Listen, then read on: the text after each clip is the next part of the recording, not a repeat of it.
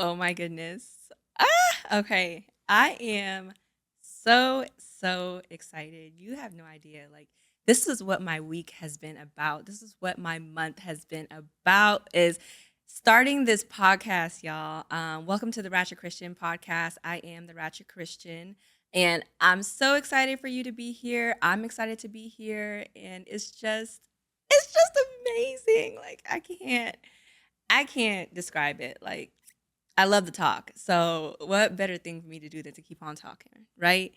I have been on YouTube for like forever, and by forever I mean like probably 6 or 7 years. I started my YouTube channel in 2016. I was living in Virginia at the time, and oh my gosh, so this was my first YouTube video. I shot it at my sister's house in the basement because I had moved in with her when I graduated college. And it was right around that time I decided to put all my sinful ways aside, not all of them, but look, proof that I got saved, okay? I had to bring out the Bible to let y'all know I'm serious about this. I'm not hungover. I wasn't drinking the day before. I put those ways aside for a time. And that was my first video, and I didn't know what I was doing. I just felt like around that time I was watching a lot of YouTube videos. I was listening to people like Tiffany Buckner, Lindsay, what's Heather Lindsay, Kevin Ewing, all these big preachers on YouTube that I feel like God was sending me to, to listen to them. And I learned so much from them. And I felt so inspired, like, oh my gosh, I'm learning so much. I want to, show other people this. I want to talk to other people about this. And so I just started a YouTube channel. I didn't know what I was doing. Again, I was in the basement. And right around that time, I was trying to figure out if I was going to move to LA or not. I felt like I was being called to move to LA. And so eventually I did. So that was in 2016. I started the YouTube channel. In 2017, I moved to LA. And I have been in LA for the past 8 years. And it has been everything that I dreamt it would be, plus more. I found my husband out here. I found friends. I really found a genuine, rich, flavorful relationship with Jesus. I found who I was as a person. I feel like I had the room to like finally be myself. And so I kept doing YouTube videos. I would probably like filmed one every single week when I first moved to LA. And so I have like over 100 videos on here. Go through them. I'm talking about different things. I'm talking about sex.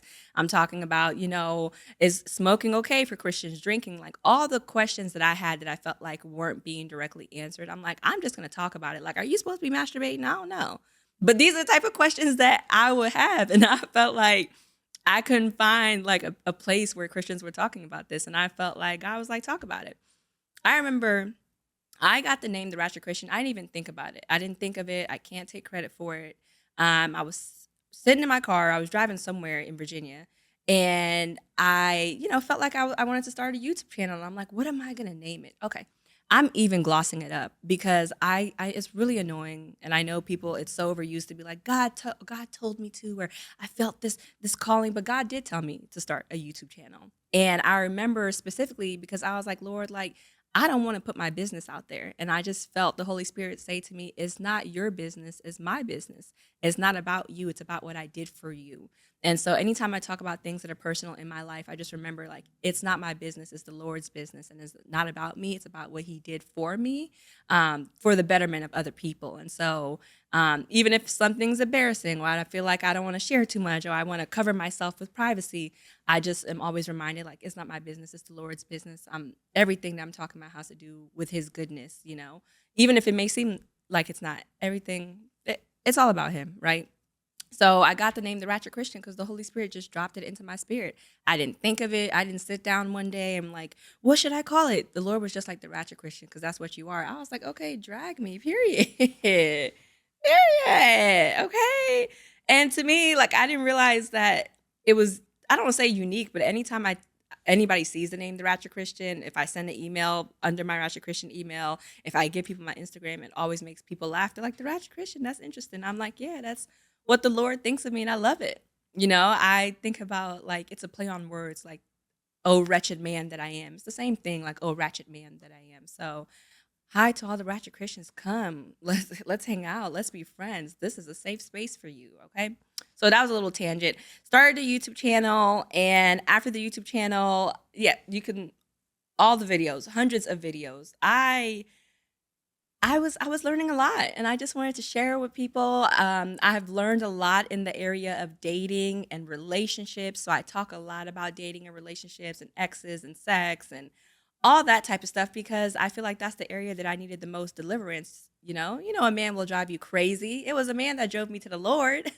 I want to say that I was so saved and was so holy that I wanted Jesus. No, a Nigerian man broke my heart, baby. Okay. I was hurt. And I was like, I don't think I can make it through this, Lord. I don't think I can survive another breakup. And he was like, just come on home. Come on home to me. Maybe you don't need a man. Maybe you need Jesus. And I needed Jesus. And he found me. And it was just like, so perfect. But there's a lot of stuff in between. And so my YouTube channel, I feel like I document that. I talk about that. And it has been such a blessing. And I moved out here to be an actress. I moved out here to be an actress. That's Solomon off camera telling me to come closer to the mic because I was getting comfortable. I was leaning back, okay?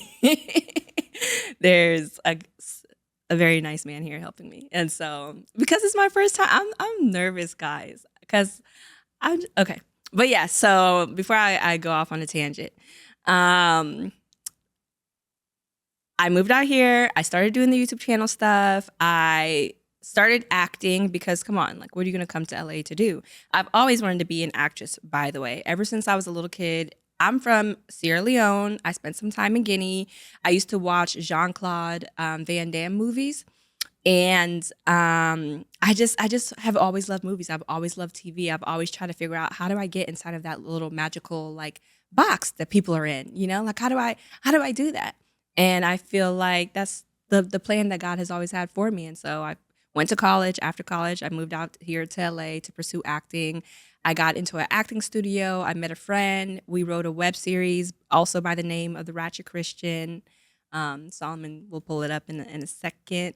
And we wrote a web series together, a whole season 1. I'm like, you know what? As an actor, I'm not going to wait for anybody to cast me in anything. I'm going to create my own opportunities. So my friend Adriana and I, we wrote a web series, and it did really well. This is episode 2. It's called Yoga Bay. It's one of my favorite episodes that we wrote together. And I just loved it. To watch people laugh and enjoy something that you create is one of my favorite things. We shot it at an acting studio. We wrote it ourselves. We produced it ourselves. Like, I just am not the person to wait for opportunities. Like, I'm just going to create my own. And I feel like, especially right now in the industry, there's so much room to do so. And so we did that. Season 1 did really good at festivals. We won an award. I forgot what the award was, but we at Indie Night Film Festival, we won something. And we have season 2 written, and we have not shot it yet, but we plan to. And so there's a web series. I did a show a few years ago. I think it was maybe like 2 years ago on the OWN network called All the Single Ladies.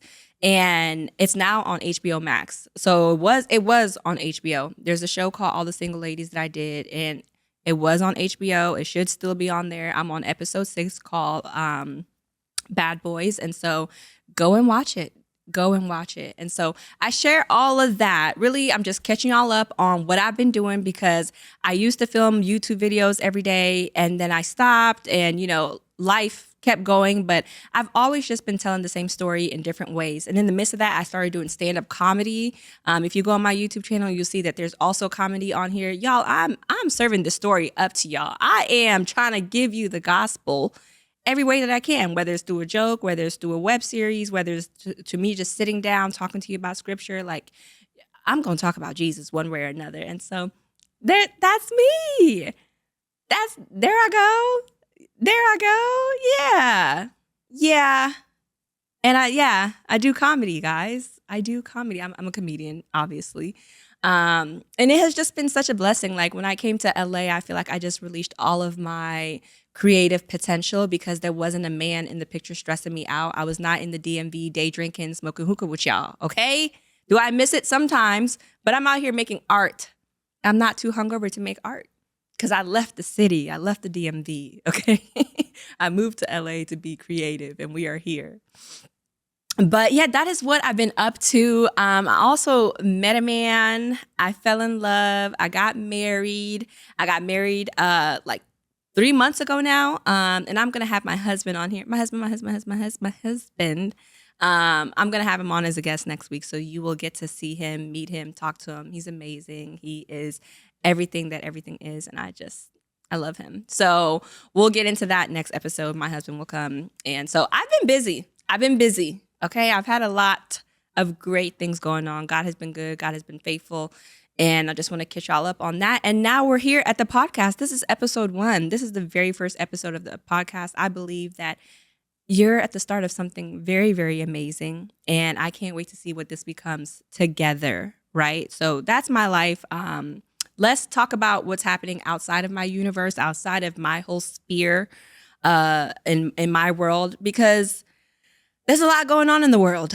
There is a whole lot going on in the world. Okay. Like where do I even begin? Where do we start? I guess we'll start with the LA fires, the Eaton fires, all the fires that are going on in LA right now. It's pretty scary. You know, I've lived in LA for almost 8 years now. And so anytime that there's a fire in anywhere in California, all of my family's calling me like, are you okay? Are you safe? And meanwhile, it's like all the way in Northern California. I'm like, I'm 8 hours away, guys. It's okay. Yeah, it's been crazy out here.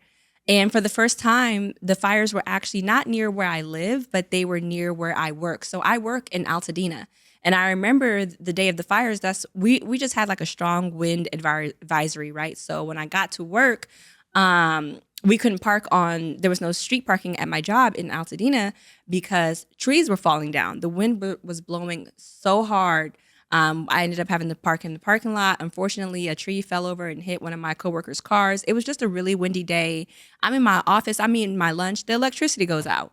And I'm like, and I was in the office by myself, and I've been watching this really scary show on MGM, on the MGM app called From.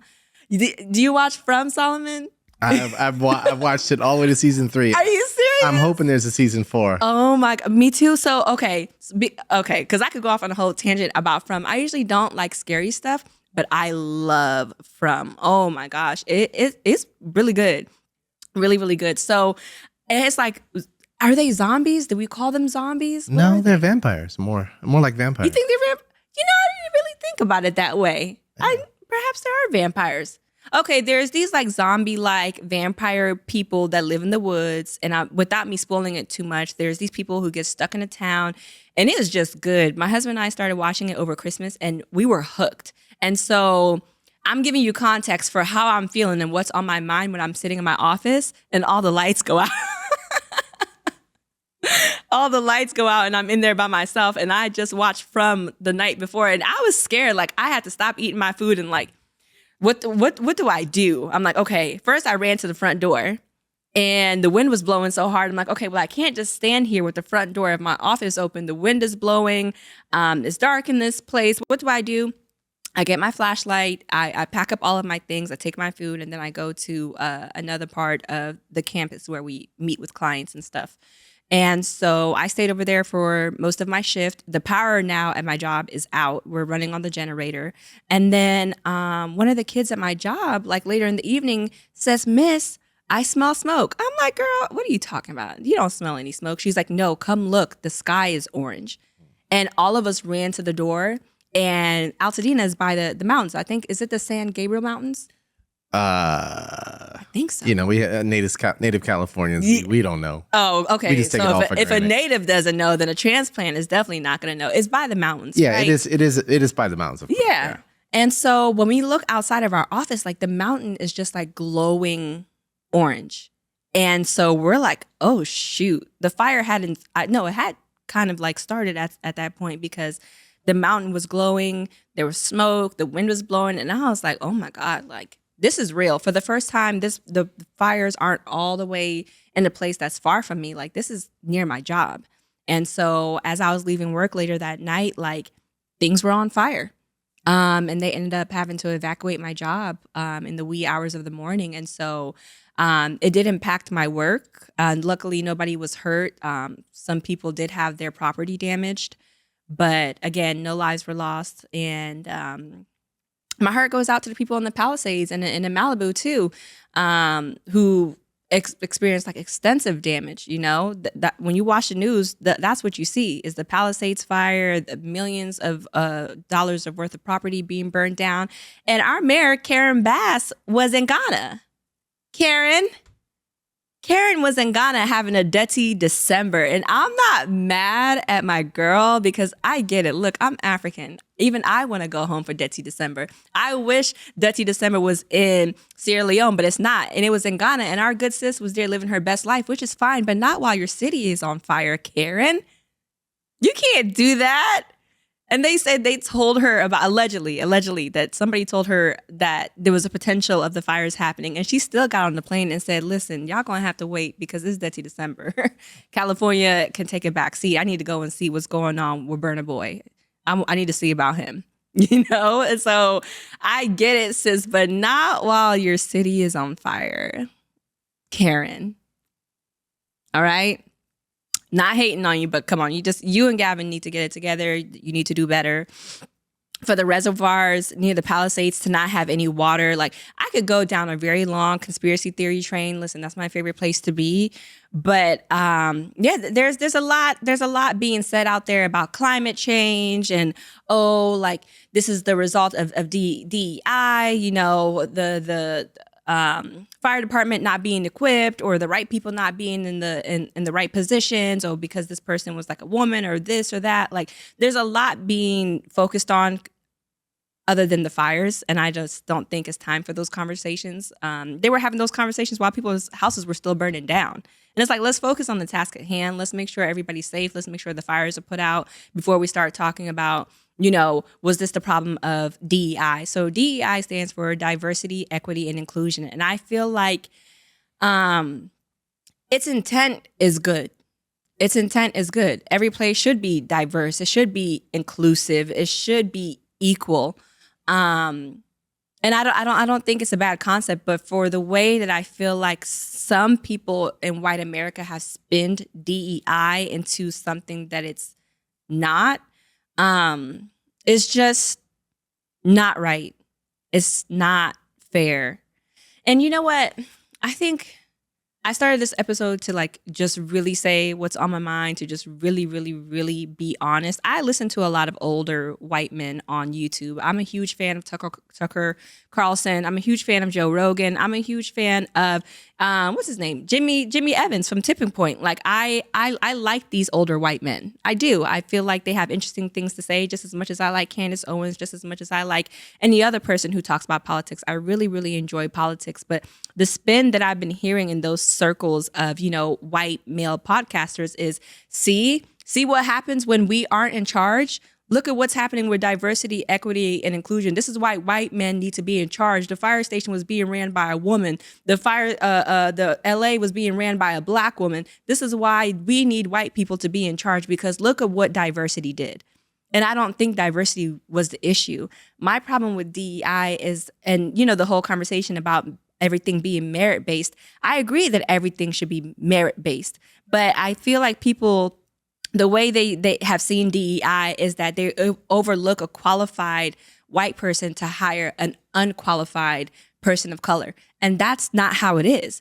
They are both qualified people. If a white person and a person of color apply for the same job with the same qualifications, and there's 50 other white people working at the company and no black people working at the company, what DEI says, okay, these are two equally qualified candidates. We already have 50 white men working here. Let's hire this one black woman with the same qualifications. If not, she probably has more.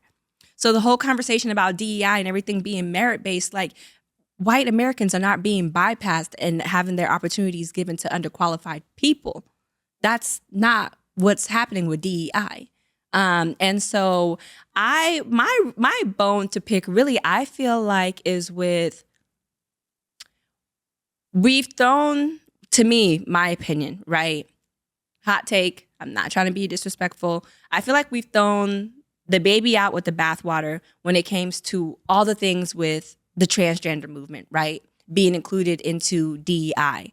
I think DEI has been synonymous with men wanting to go in the bathroom with women. I think DEI has been synonymous with drag queens thinking that they should be able to go to libraries and read books to kids, and people being up in arms about that, and men being in women's sports, and all in the midst of that. And in the crux of it in the middle is Black Americans asking for equality. And I feel like a lot of times the LGBTQ movement has wrapped their needs around the needs of African Americans and have made them one. And I don't think they're one. I think they're two separate things. I think, yes, you should be able to love who you want in peace and safety, but that's not the same thing as us saying we're being treated differently because of the color of our skin. And it has been going on for far too long. And so I feel like a lot of times other communities strap their movements and their needs onto the movements and needs of Black communities. They get their needs met and then they leave us. I remember during the pandemic, Stop Asian Hate trended for like a month and they got a bill passed. The LGBTQ community, they get bills passed quickly. Everybody comes on and attaches themselves to the Black struggle. They get what they need and then they leave. And then we're still sitting there asking for the same thing. And to get back to DEI, I feel like there's a part of that. You know, the trans movement attached itself to our need for equity and equality. And it became so ludicrous that America was like, all of this is ridiculous. No, all of it is not ridiculous. The things that Black people are asking for in, you know, being treated equally and fairly in all aspects of life are not ridiculous. It's not the same thing as us saying we identify as a 10-year-old cat and we want to be called Francis on Tuesday. It's not the same thing. And so I hate that all of that has been wrapped up into it. And it's like, okay, let's throw it all away. LA is on fire because it's being run by women and Blacks and some weird greasy guy with hair. You know what I mean? And so as much as I like podcasters like Tucker Carlson and Joe Rogan, I don't agree with their take on DEI. And I feel like their conversations around it are a bit tinged with racism. They're a bit tinged with, see what happens when white men are in charge of look at what's going on. Look, we gave the minorities a chance and everything's a hot mess. Put us back in charge. No. We need to keep working at this equality thing. We need to keep making the world better for Black Americans specifically. I'm talking about us specifically and our issues specifically. Focus on us specifically. I'm not talking about, well, what about trans Black women? I'm talking about Black women. Oh, what about, I'm talking about Black women and Black men and our needs that have been long ignored for far too long. So that's my whole thing when it comes to DEI. And I could keep going off on a rant about that forever and I won't. We'll keep it pushing. TikTok got banned for 2.5 seconds. So this was the notification that I got when I logged on to TikTok. It was a very odd day because I went to go see Shen Yun, like that. Shen Yun. I went to go see it and I still don't know what it's about. It's like this like play musical dance thing with communist China protests. I don't know what it is, and I went to go see it. But there's this running joke that it's like, how come Shen Yun always has a show and no one has ever gone to see it? I was going to say the same thing. Because the billboards are everywhere. Everywhere. But let me tell you, people are going to see Shen Yun. People, that place was packed from top to bottom. And my husband's best friend bought us tickets as a surprise, literally as a joke, because I'm like, we want to go see if it's a cult. And I don't know if I can. Yeah, that's it right there. And it was basically kind of that. It's just like Asian people dancing in front of a screen, very masterfully, may I add. I'm not trying to be offensive. It was great. It was a live orchestra, and then like, so there's dancing. The actors aren't talking. There's no dialogue. There's no dialogue whatsoever. It's silent dancing with the orchestra behind it. And then out of nowhere, it just got real. They started talking about, so we were a persecuted group in communist China, and there's like a scene where a guy proposes to a girl, and then like the police come and pull them apart, and he's in jail, and he is being tortured. And my husband and I are like, what is going on? Like, what is happening? And then after that, they just went back to like dancing and in the clouds and all the things. And I'm just like, I don't know why I feel uncomfortable, but I do. I don't know if it's like a self-fulfilling prophecy that social media said it was weird, and so I feel that it's weird, or is it actually weird. And I felt like maybe it was just actually weird. The oddest thing about it was like the place was just crawling with staff. Every place that you went, there was somebody who like worked there. And I understand, yes, it's an event. You're going to have workers there. But I was in the bathroom. There was somebody like in the bathroom who worked there. You know what I mean? When we were going home, we were in the parking lot. The parking lot had a whole bunch of Shen Yun staff. We're going down the steps to go to the parking lot. There's a staff coming up and then a staff coming up behind us. I felt like we were being followed. Like you weren't allowed to be alone in some ways. It was odd. It was odd. It was beautiful. Great dancers. Were you going to say something, Solomon? No. Oh. That is odd, though. It was odd. It just felt weird. It felt weird. So, but again, I don't know if it was like a self-fulfilling prophecy because everybody says it's weird. But it was weird. Beautiful and weird. We went home early because we were hungry and I was just ready to go. But it was beautiful. I enjoyed it. Go see Shen Yun and tell me about it. Report back in the comments after if you have seen it, let me know.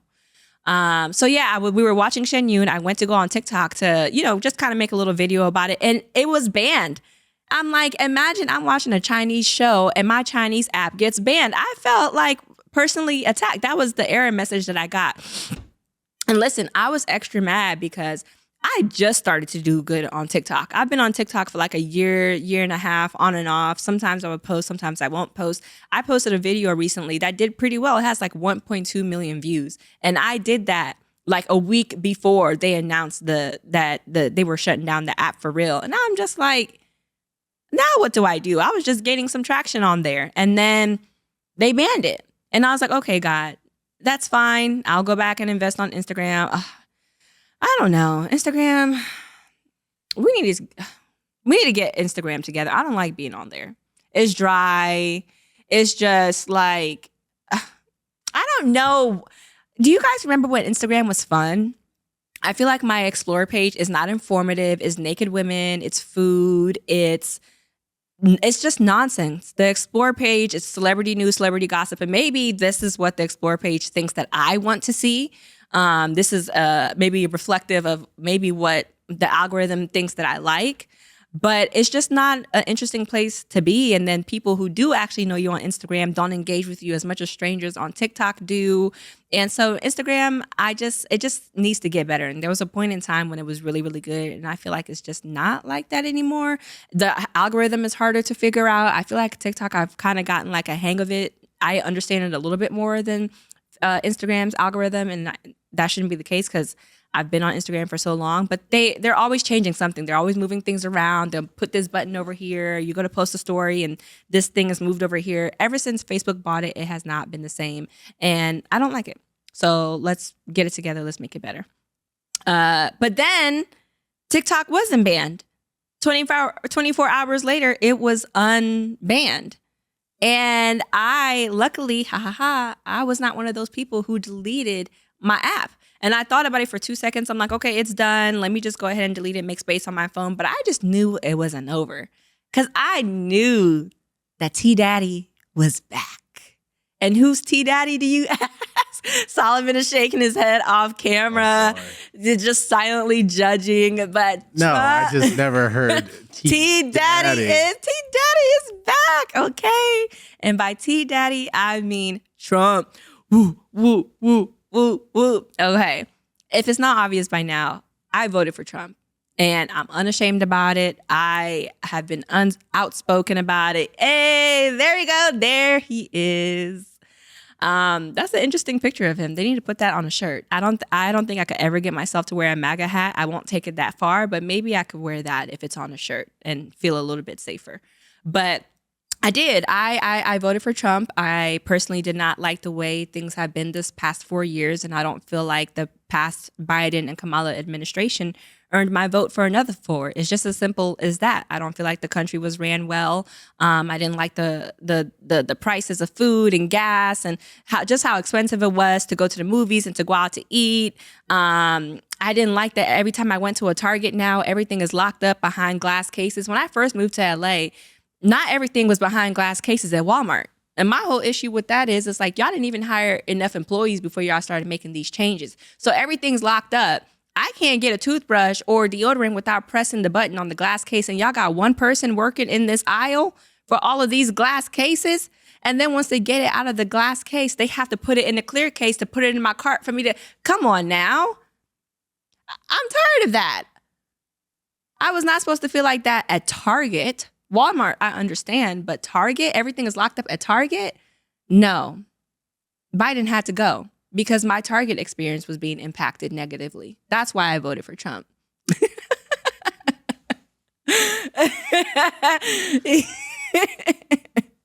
That's one of the reasons. Okay. It makes sense. As long as it's Solomon. one of the reasons. It's one of the reasons. It makes perfect sense. You and I are having a discussion off camera. Yes, but no, but truly, because it's a larger conversation, honestly, about crime, about the safety of neighborhoods. And I've never ever.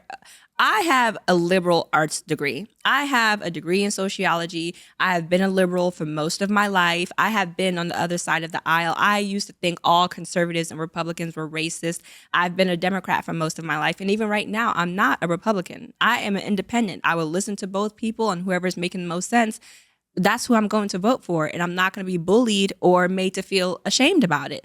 And I think that's what I haven't liked. It's just the shame around it, that people haven't had the freedom, even if you don't like Trump, like to give your relatives, your loved ones, your friends, the freedom to be able to choose who they think would run the country better. And America did choose. It wasn't a small margin that Trump won. It wasn't by accident. There's a silent majority. There's a lot of people who feel the way that I do, who didn't like the way that the country has been being run and wanted to vote for change. And so my prayer is that it will be real change. It'll be good change for everybody. I'm already liking what I'm seeing. I like most of the executive orders that are being passed. And I just like the fact that we have a leader, a strong leader that the world respects. I want us to watch a bit of Trump's inauguration speech. I watched the inauguration speech and it really moved me. I watched it twice.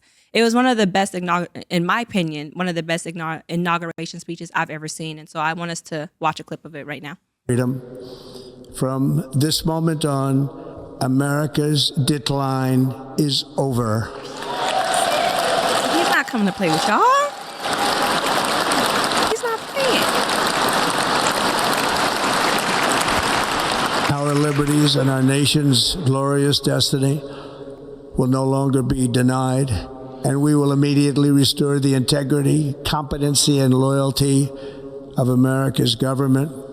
Over the past 8 years, I have been tested and challenged more than any president in our 250-year history, and I've learned a lot along the way. The journey to reclaim our republic has not been an easy one, that I can tell you.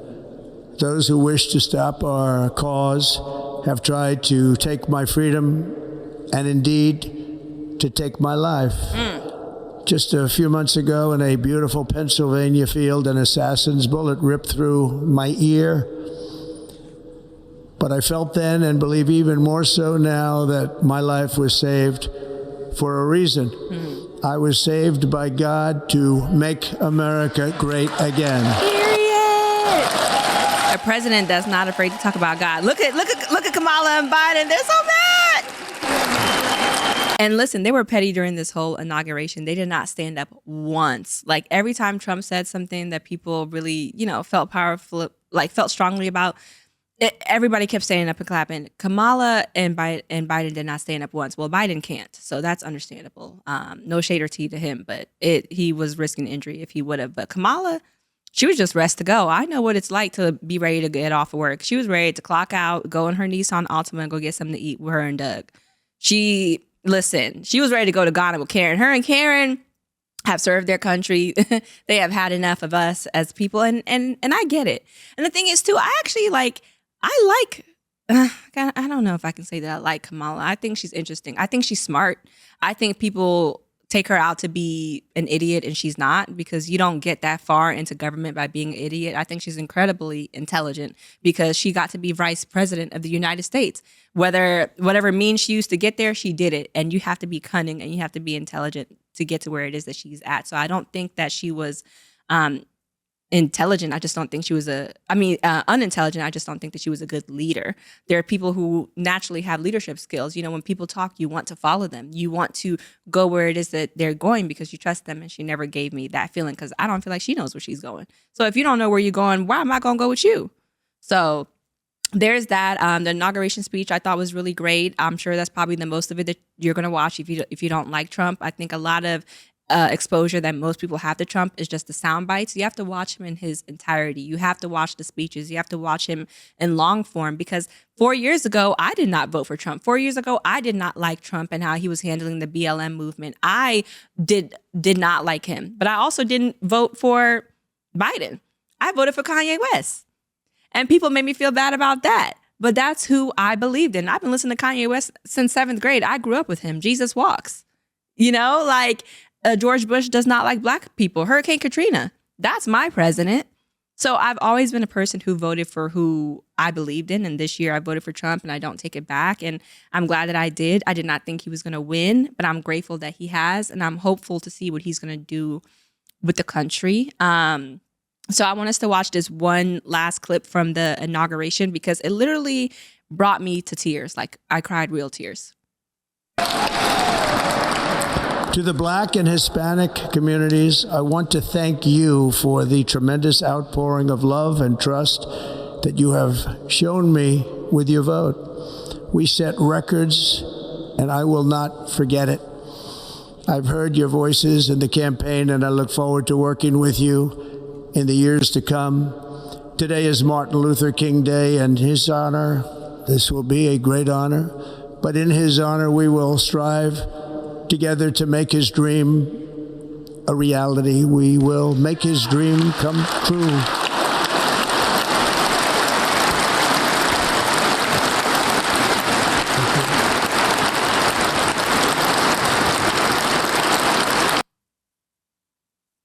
That excuse me, that meant a lot to me as a Black Trump voter. It meant a lot to me that he acknowledged that it was our efforts and the efforts of the Hispanic community and all of us together as Americans, white Americans, Asians Americans, Hispanic Americans, Black Americans, is all of us as Americans that helped him to get his vote, and to just have him acknowledge that. It was important for me, because I feel like Democrats have taken the Black vote for granted for a very, very long time. A very, very long time, to the fact that they thought they were easily going to put Kamala in front of us and have Beyonce come out and tell us who to vote for, and we were just going to do it like how we always do.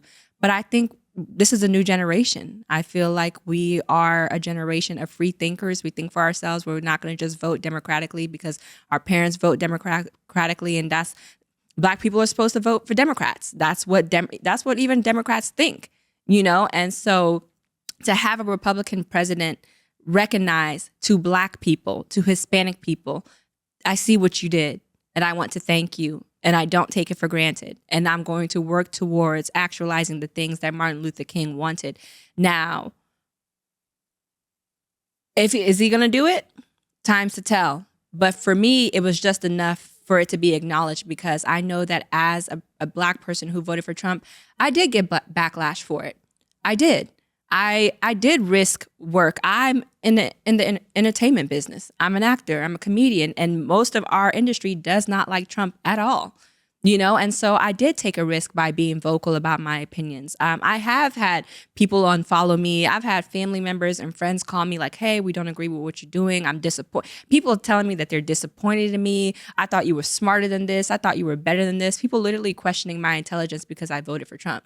I'm a lot of things, but stupid has never been one of them, ever.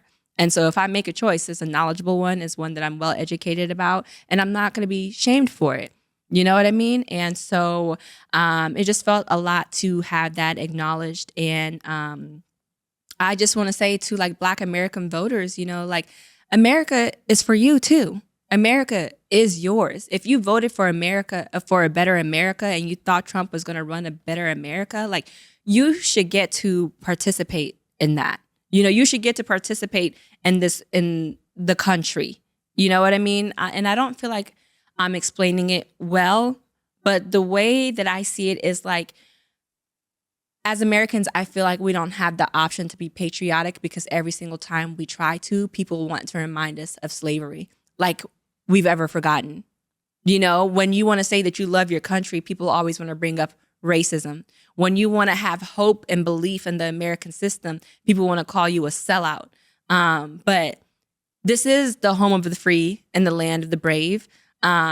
Because I haven't always been an American, I know the value of being American. Like, I'm African. I was born in Sierra Leone. I have seen war. I was there during our civil war in Sierra Leone in 1999. I was 7 years old, and I remember I stepped outside to use the bathroom because it's Africa. Like, we weren't in the hut, but the bathrooms are separate from the home. They're outside. And so I went outside. I was a little girl to go use the bathroom. And as I was walking back, I vividly remember my dad running towards me. Like, my dad is running. And I'm like thinking to myself, like, why is Baba like running? Like, huh? My dad comes, he picks me up, he runs back into the house. And when I go into the house, when I left the house, everybody was asleep. I come inside, everybody's awake, and they're packing, rushing, quickly packing a bag of stuff. And I'm like, what is going on? We're packing stuff. And then, so it was me, my mom, and then I had 2 older sisters and a younger sister. I'm 7.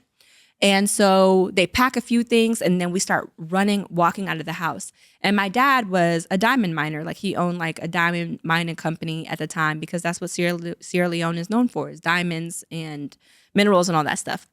So we had cars, and as we're walking past our cars, I remember telling my dad, like, why can't we take one of your cars? And my dad is like, because the rebels will see us. And I'm like, the rebels? I didn't understand what was going on. But we were at war. And at that time, Sierra Leone had been in war for a long time, but it had just happened to finally reach my town. I fled my house on foot as a 7-year-old little girl with my family. And from Sierra Leone, we walked over 120 miles to the neighboring country of Guinea, where my mom had family. I don't have a lot of memories of, the walk or anything like that. So I remember my mom telling me there was this guy who wanted to join like our camp it was 2 stories that my mom told me. She was like, there was this guy who wanted to join like, our group of people who were walking to Guinea. And for some reason, you did not trust him. You did not like him. You did not want him near you. And come to find out, he was one of the rebel soldiers trying to recruit children. And so my discernment has been on point, period, the whole time since I was a kid.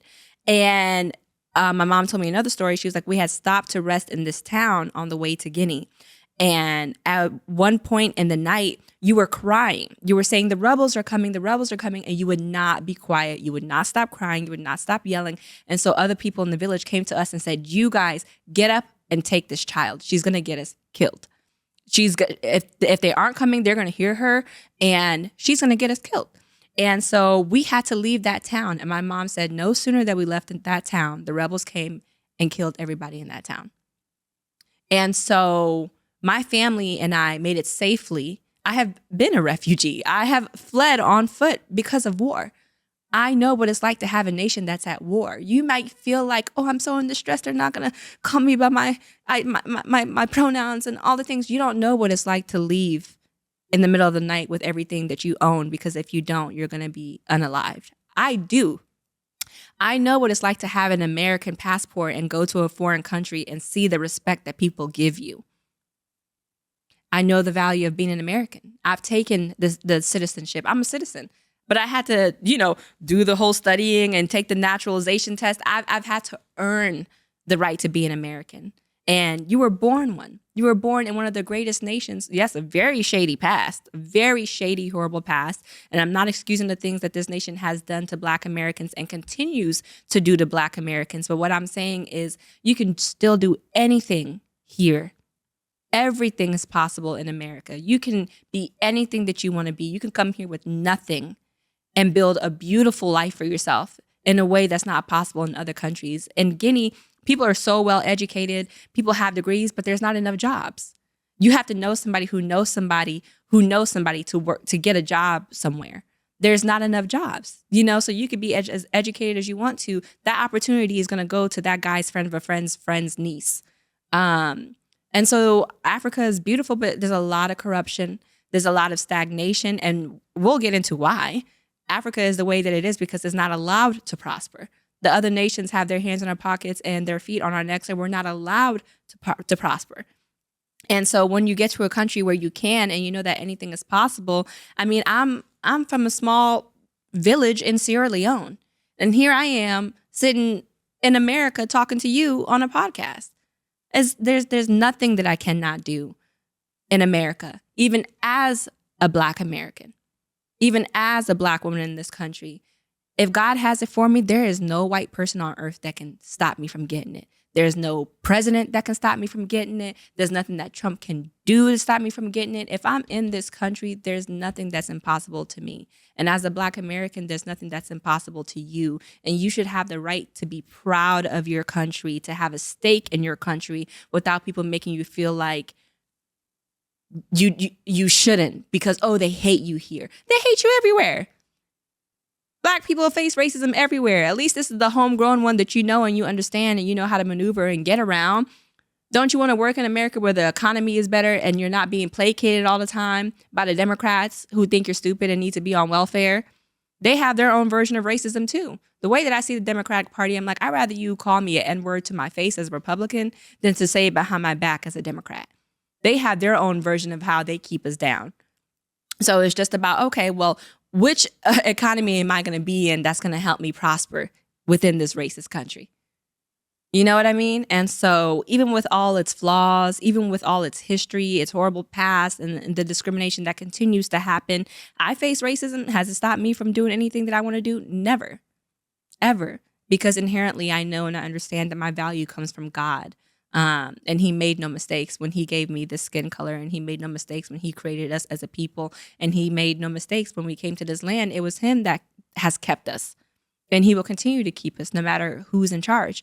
And so don't be afraid to vote for whoever you think is going to run this country the best, and don't be shamed into thinking a certain way because America belongs to you too, Black Americans, and you can vote in a way to preserve it and for, you know, whoever you think is going to run it the best without being shamed about it. So that's my whole little spiel about that. I'm just so happy to be here with you all. I'm so grateful to God for all the endless opportunities that he's given me, for the gifts that he's given me. And I'm just blessed. I'm blessed. I'm grateful. I thank you for your time, always, for being here. If you haven't done so, please make sure that you like, comment, and subscribe, because this is just the beginning of all of the good things that are coming from the Ratchet Christian. I hope you have a great and wonderful week, and I'll see you back here next week, okay? Bye, guys. Leave me some nice comments below. And if you have mean things to say, you can say those too. I'm going to cuss you out.